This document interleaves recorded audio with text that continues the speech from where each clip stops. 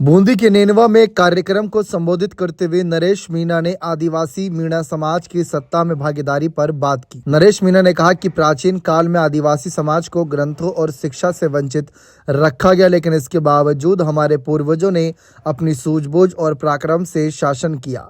आज लोकतंत्र के दौर में समाज की असली ताकत सत्ता में भागीदारी से ही तय होती है।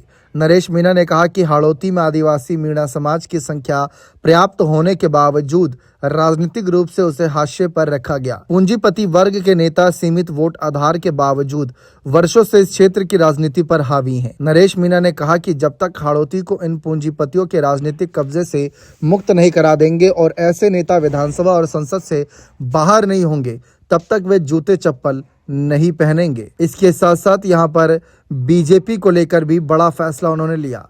नरेश मीणा ने कार्यक्रम को संबोधित करते हुए कहा कि 8 महीने जेल में रहने और 32 मुकदमे झेलने के बावजूद उन्होंने सार्वजनिक रूप से घोषणा की है कि वे जीवन भर भारतीय जनता पार्टी में नहीं जाएंगे।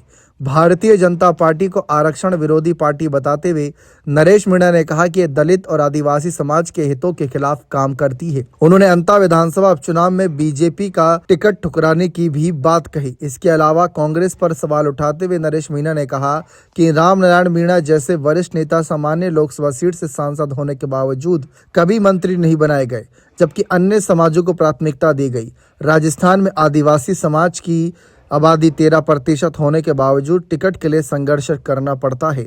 2028 के विधानसभा चुनाव में हाड़ौती में राजनीतिक क्रांति तय है। फिलहाल तो नरेश मीणा के इस फैसले की खूब चर्चा हो रही है कि बीजेपी में नहीं जाएंगे, लेकिन उन्होंने यही बात कांग्रेस को लेकर नहीं करी। तो क्या भविष्य में इनकी कांग्रेस में वापसी तय मानी जाए या तीसरा मोर्चा ही ये बनाकर आगे बढ़ेंगे, इस पर सवाल है। सचिन पायलट के गुट से माने जाते थे अशोक गहलोत ने सलाह दी थी कि थोड़ा ठंडे दिमाग से काम लें, सोच विचार करें, ना जाने किसकी सुन रहे हैं।